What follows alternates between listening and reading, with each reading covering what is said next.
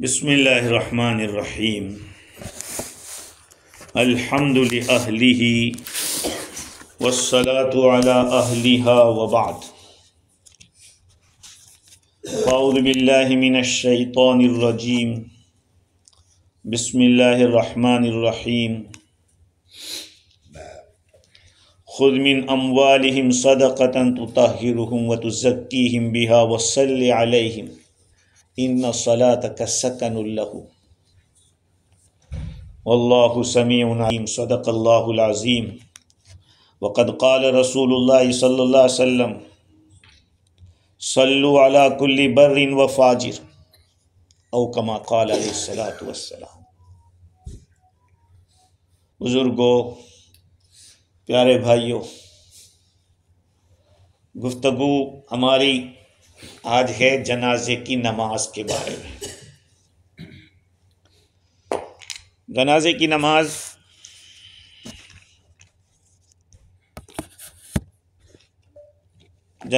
نماز فرض کفایہ ہے۔ فرض کفایہ کا مطلب جانتے ہیں کہ کوئی ایک آدمی بھی ادا کر دے گا، چاہے مرد ہو، عورت ہو، غلام ہو، باندی ہو، سب کے اوپر سے بوجھا اتر جائے گا۔ اب یہ ہے کہ پہلے بھی ہماری بات ہوئی تھی کہ جب فرض سنو تو پہلے سوال کہ یہ کہاں سے نکالا کہ فرض ہے؟ اس کا انکار کرنے والا کافر ہے، تو پہلے تو فرض ثابت کرنا پڑے گا۔ حدیث شریف میں ہے صلو علی کل بر و فاجر، نماز پڑھو چاہے کوئی گنہگار ہو چاہے نیک ہو، جنازے کی نماز ہر ایک پہ پڑھو، یہ تو حدیث ہے۔ اور دوسری حدیث ہے کہ رسول اکرم صلی اللہ علیہ وسلم نے ارشاد فرمایا کہ للمسلم علی المسلم ست حقوق، مسلمان کے مسلمان پہ 6 حقوق ہیں، ان میں سے ایک حق ہے اس پہ جنازے پہ نماز پڑھنا، یہ بھی حدیث ہے۔ اور حدیث سے تو کہتے ہیں کہ فرض ثابت نہیں ہوتا۔ تو دیکھیے، یہ بہت امپورٹنٹ بات ہے، ہر مسلمان کو جاننا ضروری ہے کہ جتنے بھی مسائل ہیں وہ 4 طریقوں سے ثابت ہوتے ہیں، 4 طریقوں سے، قرآن سے، حدیث سے، اجماع امت سے اور قیاس سے۔ اجماع امت اور قیاس وہی ہے جو قرآن و حدیث سے نکلتا ہے، اسی کے اوپر اجماع ہوتا ہے۔ اجماع کے معنی اتفاق کر لینا، اور قیاس کے معنی ایک دلیل ادھر سے لے کے اس کے اوپر دوسرا اس کا حکم دوسرے کو دے دینا۔ تو اجماع امت نبی اکرم صلی اللہ علیہ وسلم، صحابہ کرام اور حضور سے لے کر آج تک جنازے کی نماز کے فرض کا کوئی انکار کرنے والا نہیں ہوا۔ بعض حضرات نے دلیل قرآن سے بھی دی ہے، قرآن سے بھی دی، خذ من اموالہم صدقۃ تطہرہم، اے نبی جی آپ ان لوگوں کے مال سے زکوٰۃ لیجئے، یہ ان کو پاک کر دے گا، وتزکیہم، اور آپ ان کا تزکیہ کریں گے، وصلی علیہ، اور ان پر نماز پڑھیے، ان پر نماز پڑھیے، ان صلاتک سکن لہم، آپ کا ان کے اوپر نماز پڑھنا ان کے لیے سکون کا باعث ہوگا۔ تو یہ بات ابن عابدین شامی نے نقل کی ہے، یہ آیت، اور اس کو اس طور پر دلیل کے طور پر۔ خیر، تو نماز کوئی ایک بھی پڑھے گا تو سب کی طرف سے بوجھا اتر جائے۔ لیکن اب سوال یہ کہ بچے نے پڑھ لی، تو بچے نے غسل دے دیا، سب کے اوپر سے بوجھا اتر جائے گا، لیکن بچے نے اکیلے نے نماز پڑھ لی تو نہیں ہوگا، اس لیے کہ اس پر نماز فرض ہی نہیں ہے۔ ایک اور مسئلہ، جنازے کی نماز ایک ہی دفعہ پڑھی جائے گی، بار بار نہیں پڑھی جائے گی، ایک ہی دفعہ پڑھی جائے گی، چاہے جماعت کے ساتھ پڑھو چاہے اکیلے پڑھو۔ ہاں، ایک شکل ہے، مرنے والے کا ویری کلوز ریلیٹو، رشتہ دار، وہ جنازے کی نماز میں شریک نہیں تھا اور لوگوں نے پڑھ لی، تو وہ پڑھ سکتا ہے، وہ پڑھ سکتا ہے۔ امام شافعی رحمۃ اللہ علیہ فرماتے کہ کتنی مرتبہ پڑھنی ہو پڑھو، چاہے پڑھی ہو یا نہ پڑھی ہو، سب چلے گا۔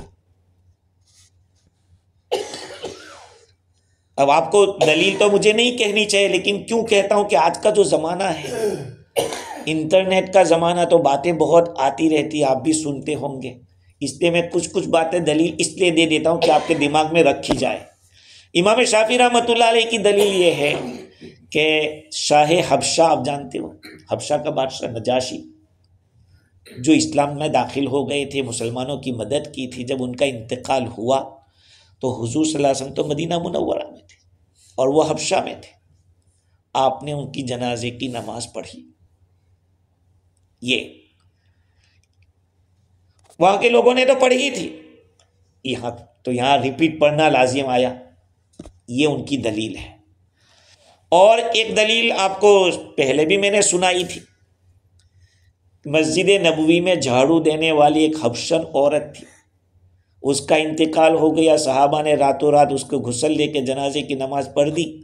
دوسرے دن فجر میں آقا صلی اللہ علیہ وسلم کا وہاں سے گزر ہوا، دیکھا ہے کوئی نئی قبر ہے، کس کی ہے؟ کہا فلانی عورت کی۔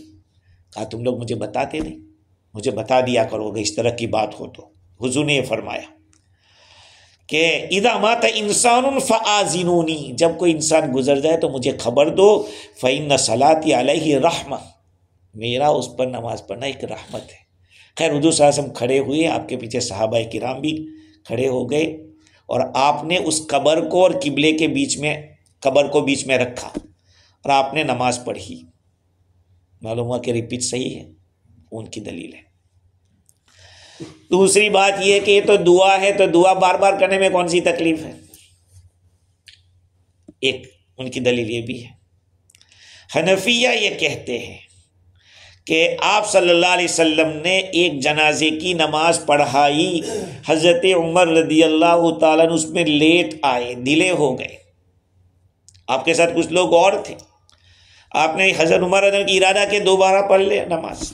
حضور نے فرمایا الصلاۃ علی الجنازۃ لا تعاد، جنازے کی نماز کو اعادہ نہیں کیا جائے گا، دوبارہ نہیں پڑھا جائے گا، لوٹایا نہیں جائے گا۔ ولیکن ادعوا للمیت واستغفر لہ، ہاں آپ دعا کرو، اس کے لیے استغفار کرو، یہ حدیث ہے۔ اور ابن عباس رضی اللہ عنہ، ابن عمر رضی اللہ عنہ، ان دونوں کی بھی اس جنازے کی نماز فوت ہو گئی تو انہوں نے نماز نہیں پڑھی، استغفار کیا، دعا کی ان کے لیے۔ اور عبداللہ ابن سلام رضی اللہ عنہ کی روایت بھی بدائے کے اندر نقل کی ہے کہ ان کی جنازے کی نماز حضرت عمر رضی اللہ عنہ کے جنازے میں فوت ہو گئی تھی۔ جب حاضر ہوئے کہا ٹھیک ہے تم لوگوں نے نماز مجھ سے پہلے پڑھ لی، کوئی بات نہیں، لیکن میں ان کے لیے دعا تو کروں گا، اس سے تو تم آگے نہیں بڑھ سکتے۔ یہ ساری دلیلیں ہیں۔ اس لیے کبھی کوئی ایسی بات سن لو تو ایسا نہیں کہ یار ہمارے یہاں ایسا کیوں، ان کے یہاں ایسا کیوں۔ رہا جواب ان لوگوں کا۔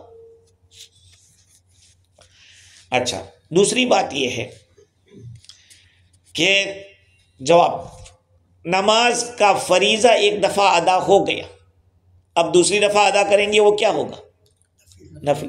اور جنازے میں نفل ہے نہیں، جنازے کی نماز میں نفل نہیں ہے۔ اچھا، اب رسول اکرم صلی اللہ علیہ وسلم کا پڑھنا وہ ایک الگ چیز ہے، اس لیے کہ نبی ہے، سب کا ہیڈ ہے۔ ہاں، جیسے رشتہ دار ہوتا ہے اس کو ایک حق ہوتا ہے، ولی ہوتا ہے اس کو، نبی تو اس سے آگے ہے۔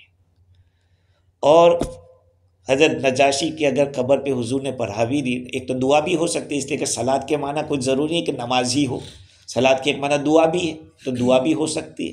اور اگر نماز پڑھی بھی ہو تو حضور صلی اللہ علیہ وسلم کی خصوصیت ہے، اور حضور کو ولایت عامہ حاصل تھی، سب پر ولایت حاصل تھی، آپ کو سب کے ولی تھے حضور۔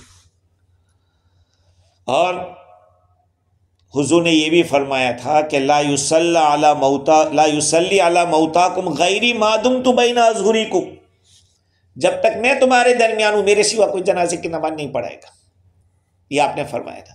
تو گویا کہ آپ کا حق ہے، جب آپ نے نہیں پڑھی تو حق ادا ہوا ہی نہیں۔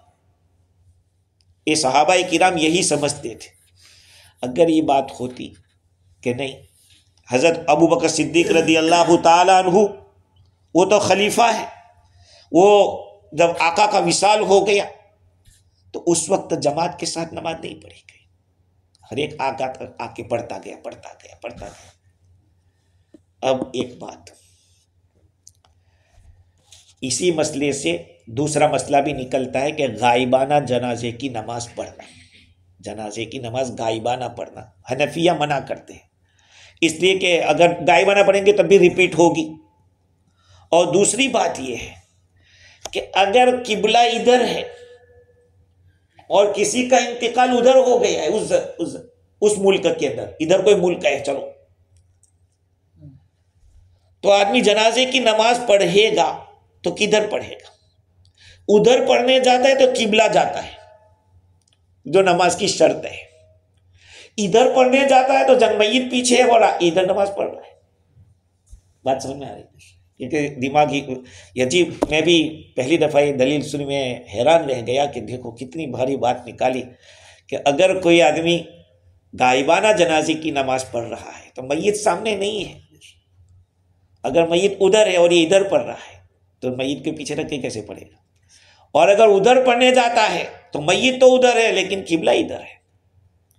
یہ دلیل ہے۔ اس لیے حنفیہ کہتے ہیں کہ دعا کرو، اس لیے کہ نماز جنازہ جو ہے وہ اصل نماز نہیں ہے، اصل نماز وہ تو دعا ہی ہے۔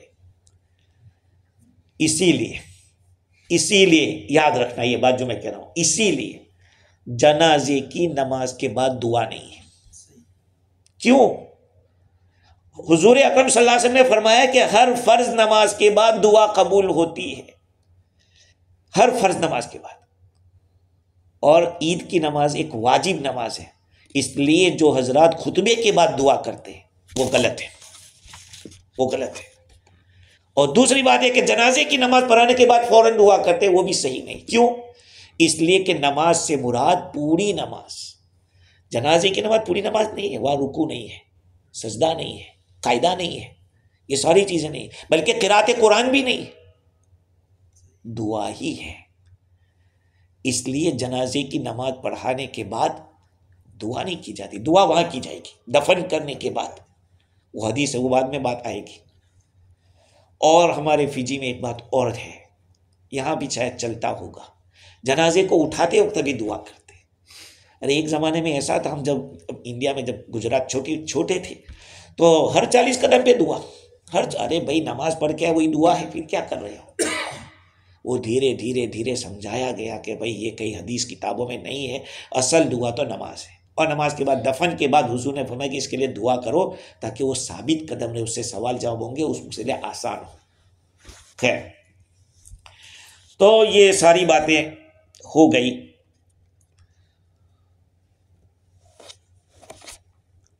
جنازے کی نماز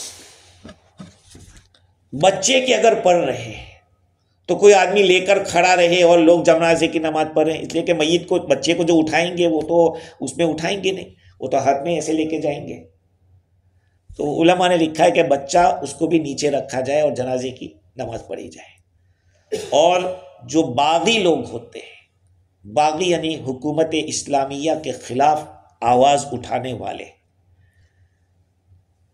اور لٹیرے لوگ جو راستے کے اندر ڈاکہ ڈالتے ہیں، وہ کہ اگر وہ گزر جائے تو حنفیہ کہتے ہیں کہ ایسوں کو غسل بھی نہ دیا جائے، نماز بھی نہ پڑھائی جائے۔ لیکن امام شافعی رحمۃ اللہ علیہ فرماتے ہیں کہ حضور نے فرمایا کہ ہر نیک اور برا سب کے اوپر جنازے کی نماز پڑھو۔ لیکن چونکہ حنفیہ کی دلیل یہ کہ حضرت علی رضی اللہ تعالیٰ عنہ نے نہروان والوں کو نماز نہیں پڑھی تھی، تو ان سے کہا گیا کہ یہ کافر ہیں، کہا کہ نہیں، لیکن ہمارے بھائی ہیں، انہوں نے ہمارے خلاف بغاوت کی ہے۔ یہ لوگوں کو ڈانٹنے کے لیے، لوگوں کو سبق سکھانے کے لیے، جیسے کسی کو پھانسی دی جاتی ہے تو کیا کرتے ہیں، لٹکا کے رکھتے ہیں کچھ دن کے لیے تاکہ لوگ دیکھ کر سبق حاصل کریں۔ خیر، اب آتے ہیں جنازے کی نماز کے اوپر۔ جنازے کی نماز 4 تکبیر ہے اور ہر تکبیر 1 رکعت کا حکم رکھتا ہے۔ 4 تکبیر، ہر تکبیر 1 رکعت کا حکم رکھتا ہے، یہ بات یاد رکھنا۔ یہ بات الگ ہے کہ بعض علماء جیسے کہ ابن ابی لیلہ ہے، انہوں نے کہا کہ 5 تکبیریں ہوگی۔ شروع کے اندر 5 بھی حضور نے پڑھی ہے، 5 تکبیریں بھی کہی ہے، اور بعض روایات کے مطابق 7 بھی کہی ہے۔ یہ اختلاف اس لیے ہوا، بعد میں 4 تکبیر پر اجماع ہو گیا۔ حضور صلی اللہ علیہ وسلم کا جو آخری عمل تھا وہ 4 تکبیر کا تھا، اس لیے وہ 5 والی اگر امام 5ویں کہہ دے تب بھی آپ کو کچھ کہنا نہیں ہے، رکے رہنا ہے، آگے بات آئے گی۔ خیر، پہلی تکبیر جب کہے گا امام، اچھا پہلے تو ہم تو امام کو کھڑا رہنا ہے کہ کہاں رہے کھڑا، ایک تو امام کو کھڑا رہنے کا ایک سوال ہے۔ حنفیہ کے نزدیک تو چاہے مرد ہو چاہے عورت ہو، اس کے سینے کے سامنے کھڑا رہے گا، سر سینے، چاہے مرد ہو یا عورت، اس لیے کہ دونوں کا بیچ حصہ آ جاوے، دونوں مڈل ہو جائے۔ تو نماز کے لیے ایسا نہیں کہ سر کی طرف رہا تو وہ حصہ کہاں گیا، اس کو پورے کو بیچ میں۔ اگر ایک طرف سر کی طرف رہے گا تو ہوگا یہ کہ تھوڑے زیادہ نمازی اس طرف ہو جائیں گے، کم نمازی ادھر رہیں گے۔ اگر بیچ میں رہے گا تو ادھر بھی برابر رہیں گے، ادھر بھی۔ وسط الامام بینکم، اپنے امام کو بیچ میں رکھو، اس لیے۔ تو یہ روایت ہے، اس کی مختلف وجوہات بھی لکھی ہے۔ امام شافعی رحمۃ اللہ علیہ کے یہاں کوئی اس طرح قیام کے بارے میں مستقل کوئی روایت نقل نہیں کی ہے، لیکن شوافی جو امام شافعی کو ماننے والے وہ یوں کہتے کہ مرد کے سر کے مقابلے میں کھڑا رہے اور عورت کے اس حصے کے عجز کے کوخ جس کو کہتے ہیں، اس لیے کہ حضرت انس رضی اللہ تعالی عنہ نے ایک عورت پر نماز پڑھائی تو اس کے کوخ کے سامنے کھڑے رہے، اور ایک آدمی کی نماز پڑھائی تو سر کے سامنے کھڑے رہے۔ کسی نے کہا کہ کیا حضور اس طرح کرتے تھے؟ کہا کہ ہاں۔ حنفیہ کہتے ہیں کہ حضرت سمورہ بن جندب رضی اللہ عنہ کی روایت ہے، رسول اللہ صلی اللہ علیہ وسلم نے ام قلابہ رضی اللہ تعالی عنہا جن کا انتقال نفاس کی حالت میں ہو گیا، بچہ پیدا ہوا، اس کے اندر انتقال ہو گیا، تو آپ بیچ میں کھڑے رہے تھے۔ بس یہ حنفیہ کی دلیل ہے۔ اب 4 تکبیریں، اور میں نے جیسے کہا کہ ابن ابی لیلہ 5 تکبیر کہتے ہیں، تو چونکہ روایتیں مختلف ہو گئی، اور حضرت عمر رضی اللہ تعالیٰ عنہ نے صحابہ کو جمع کیا اور تکبیروں کی تعداد کے بارے میں جو اختلاف تھا اس کے بارے میں فرمایا کہ دیکھو حضور صلی اللہ علیہ وسلم نے آخری نماز میں کتنی تکبیر کہی؟ کا 4 کہی، بس 4 پڑھی، اسی کے اوپر اتفاق ہو گیا۔ حضرت عبداللہ بن مسعود رضی اللہ تعالیٰ سے روایت ہے، ان سے پوچھا گیا جنازے کی تکبیر کے بارے میں، تو کہا کہ دیکھو میں نے حضور کو 4 تکبیر پر پڑھاتے ہوئے، اور اس امت کا اجماع ہے اس کے اوپر۔ چلو بات ختم ہو گئی۔ پہلی دفعہ جب امام اللہ اکبر کہے گا تو ہاتھ باندھنا ہے اور ثنا پڑھنا ہے، سبحانک اللہم و بحمدک و تبارک اسمک و تعالی جدک و جل ثناؤک و لا الہ غیرک، یہ ثنا پڑھنا ہے۔ اچھا، جب دوسری تکبیر کہے گا تو درود ابراہیم کہے گا، اور تیسری تکبیر کہے گا تو دعا پڑھے گا جو بھی آتی ہو، اللہم اغفر للمؤمنین والمؤمنات وہ پڑھے، اصل تو وہی اللہم اغفر لحینا ومیتنا وشاہدینا، وہ تو روایت سے ہے، لیکن نہیں آتا تو اللہم اغفر للمؤمنین والمؤمنات وہی پڑھے۔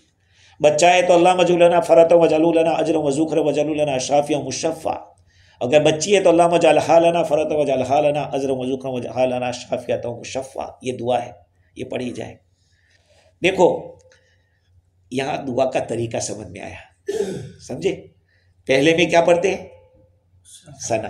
ثنا کیا ہوتی ہے؟ اللہ کی تعریف، اللہ کی بڑائی، سبحانک اللہم، اللہ کی ذات پاک ہے، اللہ کی حمد ہوتی ہے۔ کہا جب بھی دعا کرو پہلے اللہ کی حمد بیان کرو، اللہ کی تعریف کرو کہ اللہ تو ایسا ہے ایسا۔ اس کے بعد دوسری تکبیر کے بعد کیا ہوتا ہے؟ درود ابراہیم، تو اللہ کی تعریف کے بعد درود شریف پڑھو، اور تیسرے نمبر پہ دعا۔ تو یہ پوری دعا ہی ہے نا، سمجھ رہے بات؟ اچھا، تو یہ طریقہ نماز کے اندر بھی ہم کو دعا کرنے کا طریقہ سکھایا۔ جنازے کی نماز دعا ہے، کمپلیٹ دعا ہے، آپ دیکھ لو۔ اچھا، اب سوال یہ ہے کہ 4 تکبیر کے بعد سلام ہوتی ہے، سلام میں زور سے آواز کرنے کی ضرورت نہیں ہے. بہت سارے لوگ السلام علیکم السلام علیکم، امام جو کہہ دیتا ہے بس آپ کو، تو بہت سارے تکبیر میں بھی اللہ اکبر زور زور سے کرتے ہیں. جنازے کے وقت تسبیحات کو، تکبیرات کو اس طرح سے زور سے نہیں کہنا چاہیے، ادب کا لحاظ رکھنا چاہیے. ایک اور بات یہ ہے کہ سورہ فاتحہ پڑھی جائے یا نہ پڑھی جائے.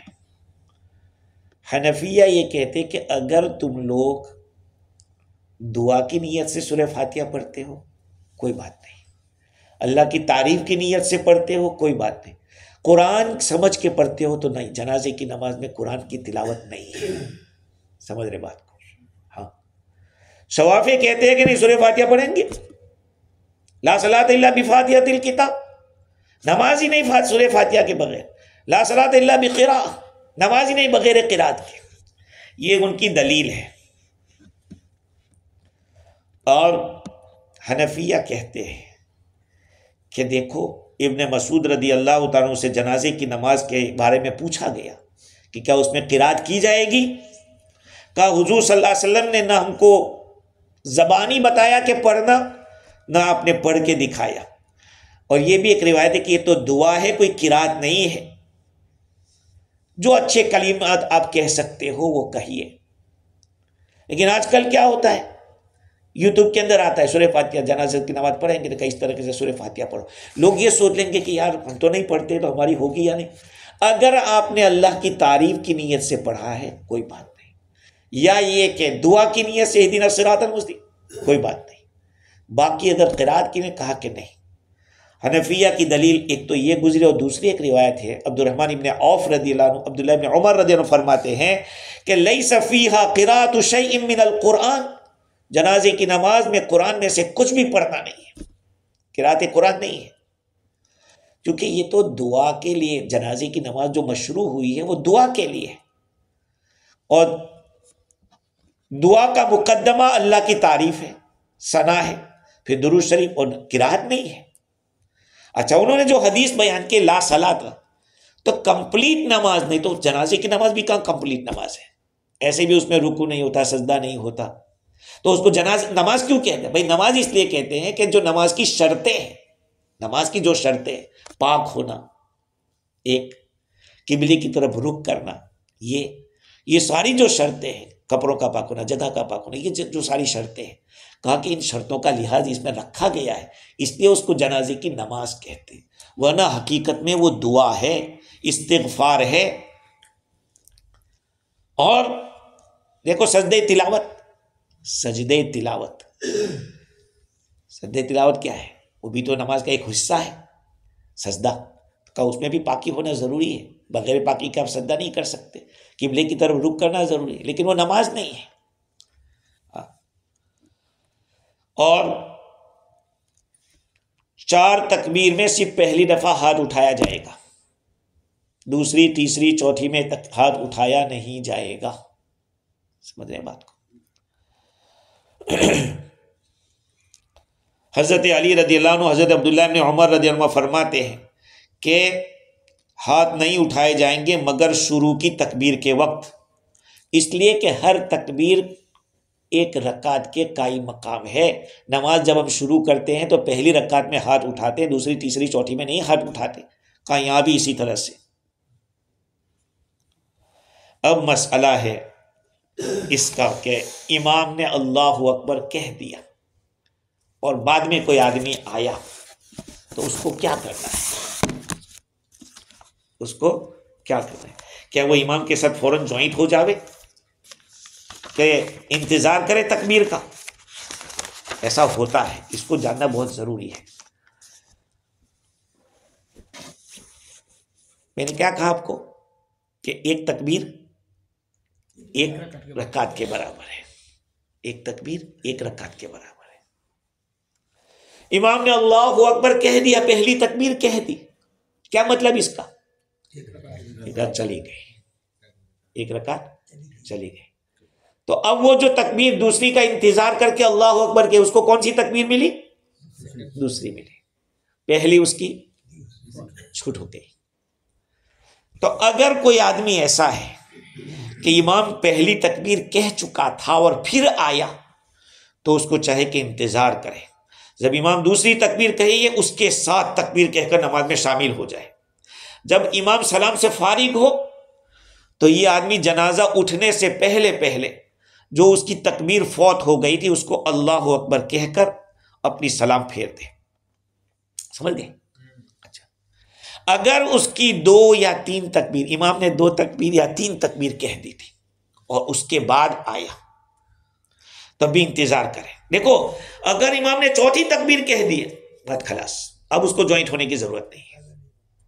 4 تکبیر ہو گئی، 4 رکعت ہو گئی، نہیں 4 رکعت ہو گئی، تو 4تھی تکبیر کے بعد اب شامل ہونے کی ضرورت ہے. لیکن بعض علماء نے کہا کہ اللہ اکبر کہہ کر جلدی 3 مرتبہ اور اللہ اکبر کہہ کے سلام پھیرے. بعض علماء نے یہ بھی کہا ہے، انہوں نے بھی لکھا ہے زبدۃ الفقہ کے اندر.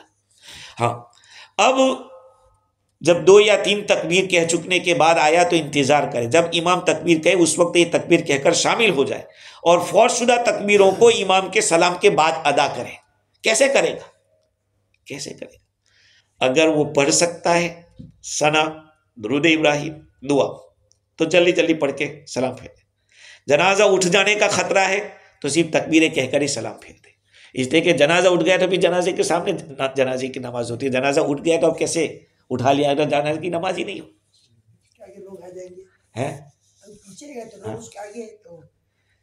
امام اگر اٹھ ہی گیا تو اب جنازے کا حاضر رہنا ضروری ہے. اچھا، امام صاحب جیسے میں نے بتا دیا کہ 4 تکبیریں کہہ چکا ہے اور ابھی سلام نہیں پھیرا تو اصح یہ ہے کہ تکبیر کہہ کر نماز میں شامل ہو جائے. جیسے میں نے کہا مسبوق کو اگر اپنی تکبیریں کہنے میں یہ خوف ہو کہ درود و دعا وغیرہ پڑھنے میں اتنا وقت لگے گا کہ لوگ جنازے کو کندھے پر اٹھا لیں گے تو صرف تکبیر کہہ لے اور دعا وغیرہ چھوڑ دے. اگر مسبوق کو یہ معلوم نہیں ہے، آپ گئے اور آپ کو پتہ نہیں کہ دوسری تکبیر ہے کہ پہلی تکبیر ہے، تو وہ بھی وہی مسنون ذکر پڑھے. اگر کسی طرح معلوم نہ ہو سکے کہ یہ امام کی کون سی تکبیر ہے، مطلب یہ ہے کہ اگر آپ کو معلوم ہے کہ یہ دوسری تکبیر ہے تو اللہ اکبر کہہ کر درود ابراہیم چالو کر دے گا. اگر معلوم ہے کہ تیسری ہے تو دعا چالو کر دے گا. لیکن یہ معلوم ہی نہیں ہے کہ کون سی تکبیر ہے تو پھر بھی ترتیب ادا کرے. اس کو پتہ نہیں ہے تو وہ سمجھے کہ پہلی کہے گا تو یہ ثنا پڑے گا، امام دوسری جیسے کہے گا اس کے لحاظ سے دوسری پیچھے والے کے لحاظ سے تو وہ درود پڑھے گا. امام نے سلام پھیر دیا تو تیسری کے وہ دعا کر کے 4تھی کو سلام پھیر دے گا. سمجھ رہے بات کو؟ اچھا، ایک اور بات، اگر آدمی آیا اور وضو کر رہا ہے، وضو کرنے میں اس کو ڈر ہے کہ جنازے کی نماز ختم ہو جائے گی تو وہ تیمم کر کے نماز پڑھ لے. سمجھ رہے بات؟ تیمم کر لے اور نماز کے اندر شامل ہو جائے. تو یہ مسائل ہے صفوں کی ترتیب اور زیادہ جنازوں کی نماز کا بیان. صفوں کی ترتیب کیا رہے گی؟ اب ہم اس کو 3 ہوئی، 5 ہوئی، 7 ہوئی. ارے بھائی ایک مستحب ہے، 4 بھی ہو گئی تو کوئی گناہ ہونے والا نہیں ہے، اور 6 بھی ہو گئی تو کوئی حرام کام نہیں کر دیا ہے. سمجھ رہے بات کو؟ ہاں، بہتر یہ ہے، افضل یہ ہے کہ 3 صف ہو اور جنازے میں مقتدی کی 3 صفیں بنائے. 7 آدمی ہو تو ایک امام بن جائے اور 3 آدمی پہلی صف میں، 2 آدمی دوسری صف میں، 1 آدمی تیسری صف میں کھڑا ہو. اگر بہت زیادہ آدمی اور زیادہ صفیں بنائے تو طاقت میں بنانا مستحب ہے. اچھا ایک اور بات، جنازے کی نماز میں اور اس نماز میں فرق یہ ہے کہ اس نماز میں پہلی صف والے کا ثواب زیادہ افضل ہے پہلی صف میں، لیکن جنازے کی نماز میں کیوں ایسا؟ ہاں، کیونکہ یہ جو میت سے دور ہے، میت سے دور ہے. سمجھ رہے بات کو؟ اب میت کے سامنے ایسے کھڑے ہیں تو ایسا لگتا ہے کہ جیسے میت کے سامنے نماز پڑھ رہا ہے. تو اب کہا کہ وہ جو پیچھے ہے وہ زیادہ دور ہونے کی وجہ سے، جیسے کہ عورتوں کے بارے میں کہ عورتوں کی سب سے افضل سب کون سی؟ آخری ہوگی، کیونکہ وہ مردوں سے زیادہ دور ہے. اور مردوں کی نماز عام نمازوں کے اندر پہلی صف افضل ہے. یہ بھی دونوں کے درمیان فرق ہے. اچھا، ایک ساتھ جنازے کئی جمع ہو جائے تو افضل یہ ہے کہ ہر ایک جنازے کی نماز علیحدہ پڑھے، علیحدہ، جیسے کہ حضور اکرم صلی اللہ علیہ وسلم نے کس کے اوپر جواب دو. شہدائے احد کے لیے نہیں کیا تھا ہے؟ کس کے لیے؟ ہاں، احد کے جو شہداء تھے ان کے لیے آپ صلی اللہ علیہ وسلم نے ہر ایک کے جنازے کو الگ الگ پڑھایا، لیکن حضرت حمزہ رضی اللہ تعالیٰ کے جنازے کو وہیں پر رہنے دیا. سید الشہداء جن کو کہا جاتا ہے، سید الشہداء. یہ یاد رکھنی چاہیے ہم لوگوں کو کہ ایک علمی بات ہے. ہاں، تو آپ صلی اللہ علیہ وسلم نے اس طرح الگ الگ پڑھا. لیکن اگر یہ چاہیں کہ سب کو ایک ساتھ جنازے کی نماز پڑھا دی جائے تو پڑھانا جائز ہے. ان میں سب کے لیے نیت کر لے. اگر الگ الگ نماز پڑھے تو افضل یہ کہ جو شخص سب سے افضل ہو، سب سے پہلے مالدار جو ہو، اس کو آگے لایا جائے. نہیں، حافظ قرآن کیا ہے؟ افضل تو وہی ہوگا، افضل تو وہی ہوگا جس کو اللہ تعالیٰ نے قرآن سینے میں رکھا ہے، جس کے. ہاں، اس لیے حافظ کی بڑی فضیلت ہے.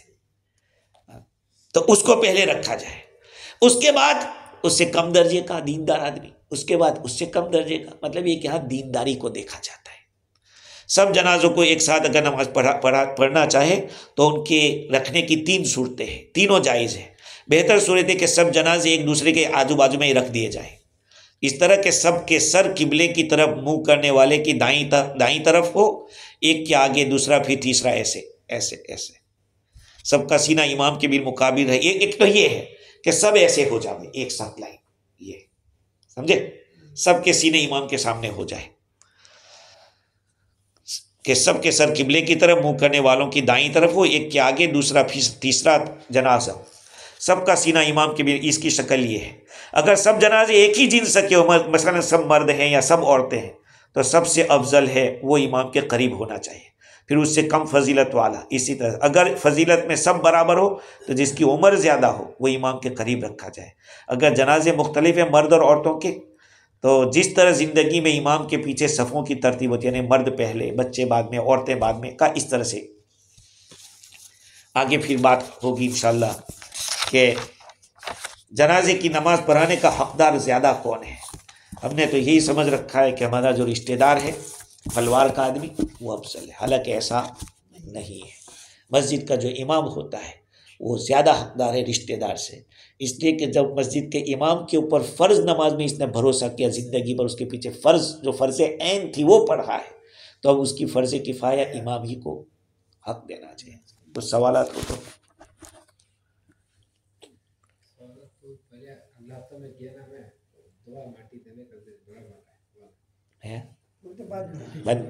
منہا خلقنا کو، وہ بعد میں بات کریں گے جب دفن کی بات آ رہے گی تب.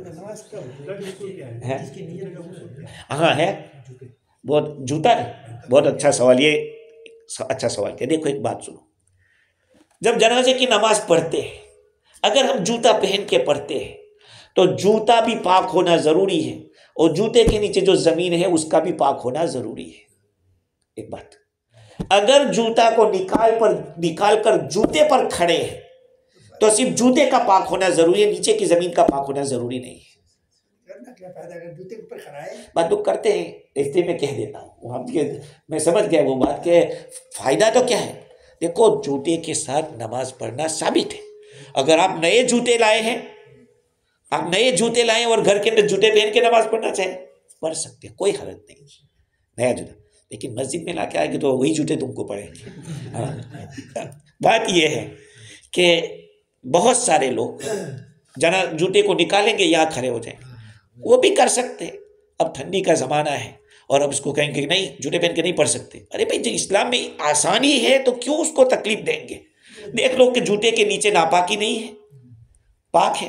زمین تو سب دیکھو. ایک بات سنو، شک مت کرو. میں نے ایک دفعہ رکی میں کہا کہ یار ہمارے مسجد کے باہر کا اتنا بڑا گراؤنڈ ہے تو ہم عید کی نماز وہیں پڑھ لیں. ارے یار پاک کیا سمجھتے؟ میں نے کہا سب ناپاک ہے. ارے کتے کا تم نے کب دیکھ دیا پیشاب کرتے ہوئے؟ اور اگر کیا بھی ہو تو سوکھ گیا ہے وہ تو پاک ہوئی. یاد رکھو زمین اگر سوکھ جاتی ہے تو پاک ہوتی ہے، اسے تیمم نہیں کر سکتے آپ، البتہ نماز تو پڑھ سکتے. سمجھ رہے بات کو؟ تو جوتا اگر پہنا ہوا ہے تو جوتے کا بھی پاک ہونا ضروری ہے، زمین کا بھی پاک ہونا ضروری ہے. اگر جوتا نکال پر جوتے پہ کھڑا ہے تو جوتے کا پاک ہونا ضروری ہے، زمین کا پاک ہونا ضروری ہے. اور کوئی دو جگہ دیکھا، سنگٹوکا اور لٹوکا میں، قبر کھودے انسان، قبر کھود کے بعد میت آنے سے پہلے اتنا بڑا گولا گولا بول بنا دے گا، 3-4 بول بنا کے قبر میں رکھے ہوئے ہیں۔ کس لیے رکھتے ہیں؟ ایک بات، یہ جو آپ بات بتا رہے ہیں، یہ ہمارے بچپن کے اندر ایک تھیلی رکھتے تھے، ایک تھیلی رکھتے تھے اور یہ بولتے تھے کل تبارک۔ کیا بولتے تھے؟ کل تبارک۔ اب کل تبارک کا مطلب کل پڑھ کے اور اس میں کنکریاں ڈالتے تھے اور پھر وہ رکھ دیتے تھے۔ اس کا کوئی ثبوت نہیں ہے۔ اگر وہ گولے اس لیے رکھتے ہیں، ہمارے انڈیا میں ایسا کرتے ہیں کہ جو قبر کے اوپر لکڑیاں رکھتے ہیں، لکڑیوں کے اوپر ایک پلاسٹک یا اس طرح کی کوئی چیز بچھاتے ہیں جس کو ہم لوگ کہ چٹائی، ہاں چٹائی بچھاتے ہیں، اس چٹائی کے اوپر چاروں طرف وہ گولے لگا دیتے ہیں، تب تو کوئی حرج نہیں۔ اگر یہ گولے کس اور نیت سے لگاتے ہیں، بہت سے لوگ یاسین رکھتے ہیں، وہ بھی غلط ہے، وہ کوئی پڑھنے زندگی بھر پڑھا نہیں ہوتا کیا کرے گا؟ نہیں، غلط ہے۔ وہ جب میت پھٹے گی، ناپاکی جو اس کے بدن پھٹے گا تو جو کچھ بھی پیپ ہے، جو کچھ بہے گا تو اس سے وہ قرآن کی یا جو کچھ بھی یاسین رکھی ہے اس کی بے حرمتی ہوگی۔ وہ زندگی پر نہیں پڑھا ہے تو اندر کیا پڑھے گا وہ، سمجھے؟ اور جو پڑھا ہے وہ اس کو کام لگے گا۔ کتاب رکھنے کی ضرورت نہیں ہے۔ جنازہ پڑھنے کے بعد ہاں میں دیکھ لوگ میت اٹھائے قبر پہ لے جاتے ہیں، ہاں، اللہ اکبر اللہ اکبر یہ پڑھتے لا الہ الا اللہ۔ جو بھی ذکر ہوگا میت کو اٹھا کر لے جانے میں وہ دل میں ہوگا، اور اس میں کلمہ شہادت آہستہ آدمی دل میں پڑھے، زور زور سے تو میت کے ساتھ ذکر کرنا منع ہے۔ ہاں نہیں، وہ دل میں پڑھو، وہ اس کو اب اس کو چاہے کتنی بھی مائک سے بھی پڑھ دو، یہ سب غلط ہے۔ میت کا احترام بہت ضروری۔ ہم لوگ میت کو یہ سوچتے ہیں کہ اب اب تو گیا، نہیں، اب وہ قابل احترام ہے زیادہ، وہ بھی غلط۔ ارے جب زندگی میں نہیں ہے تو یہاں پہ نہیں ہے تو وہ قبرستان میں کیا؟ دیکھو ایک بات سنو، اذان سے پہلے بھی کچھ لوگ پڑھتے ہیں، وہ بھی غلط ہے۔ اب ہے نا، اب اس کا دین سے لینا دینا نہیں، اب وہ ایک ضد والی بات ہو گئی، ضد والی بات ہے۔ وہ نہیں کرتے تو ہم کریں گے، وہ نہیں کرتے تو ہم کریں گے، وہ یہاں سے چیڑتے ہیں تو ہم وہاں کریں گے۔ یہ اب ضد کا مسئلہ ہو گیا ہے، شریعت کا مسئلہ نہیں۔ اب جو قبر بتا ہے، قبر کا کعبہ دے رہا ہے، میں سعودی میں جانا تو باغی میں لگا قبر کو اندر میں ڈال دیتا ہے۔ قبر کی وہ بعد میں بات آئے گی۔ اس قبر کی 2 قسمیں ہیں، ایک قبر لحدی ہوتی ہے، ایک شق ہوتا ہے۔ ایک قبر شق کا مطلب یہ کہ سیدھا کھود دیا، بس جیسے جہاں پر زمین سخت ہوتی ہے وہاں شق ہوتی ہے، اور جہاں پر زمین تھوڑی نرم ہوتی ہے وہاں لحد ہوتی ہے، یعنی کھودنے کے بعد اندر کھودتے ہیں، پھر میت کو رکھ دیا جاتا ہے۔ حضور اکرم صلی اللہ علیہ وسلم کے وقت بھی، حضور کے زمانے میں 2 قسم کی قبر کھودنے والے تھے۔ اس وقت لوگوں نے کہا کہ جو پہلے آئے گا وہ کرے گا، تو لحد والا آیا تو لحد والے نے، مطلب یہ کہ یہ بات ہوئی تھی۔ تو قبر کھودنے کے 2 طریقے، وہ بات آگے چل کے آئے گی۔ لیکن مولانا مفتی صاحب، وہ جو افضلیت رکھنے کے لیے یعنی شہید ہیں، حافظ ہیں، تو امام کے سب سے نزدیک ہونا چاہیے، یعنی جو افضل ہے امام سے پہلے یا امام سے نزدیک ہونا چاہیے، یا پہلے یعنی حافظ کی رکھیں گے پھر نیککار کی رکھیں گے، پھر نہیں، امام کے قریب، امام سے پہلے شہید ہے، حافظ ہے، اس طرح سے حافظ ہے، عالم ہے، اس طرح سے۔ ہاں، اور دوسری بات،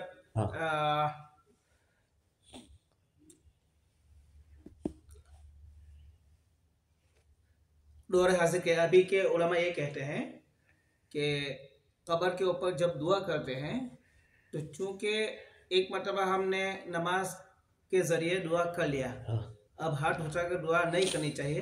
اگر کرنی بھی ہے تو قبر کے اطراف میں کھڑے رہ کر نہیں، بلکہ ہم لوگ یہ کریں گے کہ یہاں کھڑے رہیں گے، یہاں کھڑے رہیں گے، اور ہمارا رخ جو ہوگا وہ قبلے کی طرف۔ تو آپ کو پتہ ہے کہ میں نے ہی تو شروع کیا یہاں کے، میں نے ہی شروع کیا یہاں کے لوگ میت کے قبر کے آجو باجو کھڑے ہو کے دعا کرتے تھے، تو میں نے کہا کہ دیکھو قبلے کی طرف رخ کر دو۔ تو یہ کیا ہے کہ ایسا لگتا ہے جیسے ہم میت سے مانگ رہے ہیں، یہ ایک قسم کا شبہ ہوتا ہے دیکھنے والوں کو۔ میری خود کی غلطی تھی، میں آپ کو بتا دوں، میرے سارو جو ہیں ان کے کوئی رشتہ دار گزر گئے تھے، میں گیا جنازہ میں نے پڑھا، اب میں نے دعا ایسے ہی کی تو ایک صاحب مجھے بعد میں کہا کہ یار تو نیا دے گا، کیا ہوا؟ میں نے کہا یار، تو میں نے گھر جا کے پھر اس کی تحقیق کی، انکوائری کی، اپنی غلطی ثابت کر پہ بالکل غلط ہے یہ، کہ جب مستحب طریقہ بہتر طریقہ یہ ہے کہ لوگوں کو گمان نہ ہو کہ یہ میت سے مانگ رہا ہے تو قبلے کی طرف، اور یہاں آ کے میں نے ہی اس بات کے اوپر تھوڑا زور دیا کہ بھئی کہیں ایسا مت کرو میت سے جیسے مانگ رہے ہیں، لوگ سوچتے ہیں کہ اب اسی کو ضرورت ہے اور یہ لوگ اسی سے مانگ رہے ہیں، کہا اللہ سے مانگو. حج میں ڈنڈا ٹھوک دے ہوئے، حج میں ڈنڈا ٹھوک دے، ہم لوگ حضور صلی اللہ علیہ وسلم کی طرف دعا کرتے ہیں. ہاں بالکل، ہمارے تو دعا تو اللہ سے ہی مانگی جائے گی. اچھا بولو کیا؟ ابھی سے جنازہ ہوا فیجنگ میں، ہاں نماز یہاں پڑھتے ہیں نا، پڑھ سکتے ہیں. نہیں وہی تو بات ہوئی، حنفی میں نہیں ہے، شافی میں ہے. وہی تو میں نے سمجھایا آپ کو کہ اگر چلو اگر ایک آدمی کا جنازہ اس ملک میں ہوا ہے جو پیچھے ہے تو کدھر رک کر کے نماز پڑھیں گے؟ ادھر کریں گے تو قبلہ ادھر ہے، میت تو ادھر ہے. اور کوئی نہیں نیت ہے. دیکھو سنا تو دونوں کی سیم رہے گی، البتہ بچہ یا بچی کا جو ہوتا ہے جنازہ تو اس میں جو نابالغ ہوتا ہے، مرد اور عورت جو 15 سے اوپر ہے ان کا تو یہی کہ اس جنازے کی نماز پڑھتا ہوں، یا یہ کہ اس بچے کی جنازے کی نماز پڑھتا ہوں، اور اس میں وہ دعا آتی ہے اللہم اجعلہ لنا فرۃ واجعلہ لنا اجر، اس لیے کہ اس دعا کو مغفرت کی میت کو مغفرت کی ضرورت نہیں ہے. ابھی ہمارے کام آئے گا، ہمارے کام آئے گا کہ یا اللہ اس کو ہمارا آگے چل کے کام بنانے والا بنا، ہمارا ذخیرہ بنا اس کو. تو وہ کچھ اس کو ورڈ کے اندر مرد کے لیے ہو، بچے کے لیے ہو آئے گا اور لڑکی کے لیے ہا آئے گا. اللہم اجعلہ لنا فرۃ واجعلہ لنا اجرا وذخرا واجعلہ لنا شافعا ومشفعا. ثنا کے اندر وجل ثناؤ کا لفظ کہیں علماء یہ کہتے ہیں کہ ہم نے کہیں نہیں پایا احادیث میں. اب روایت تو میں نے نہیں دیکھی ہے، لیکن ابھی تحقیق کرنی پڑے گی. میں نے بھی روایت تو نہیں دیکھی ہے، اس کے لیے بھی مطلق ایسے ہی لکھا ہے. وجل ثناؤ تو فقہا نے لکھا ہے، اس نماز میں بھی تو نہیں ہونا چاہیے. حضور صلی اللہ علیہ وسلم نے فرمایا لیلینی منکم اولو الاحلام والنہی، مجھ سے قریب رہیں بالغ لوگ اور عقل والے لوگ. تو اب بچوں کو پہلی صف میں یا دوسری صف میں نہیں لانا چاہیے، بچوں کو آخر میں رکھنا چاہیے. لیکن بار بار سمجھانے کے باوجود کہاں سمجھتے ہیں؟ اب ہر ایک کو یہ سوچتا ہے مجھے ہی کہا ہے. ہاں ہاں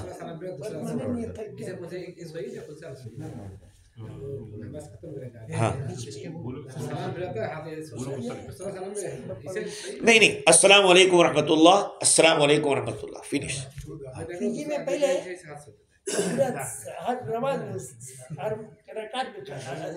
چاروں تکبیر ہاتھ اٹھاتے تھے.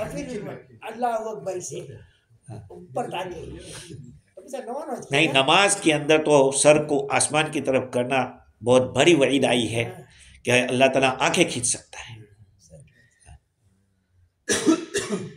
ٹھیک ہے، سبحان اللہ بحمدہ، سبحانک اللہم وبحمدک، نشہد ان لا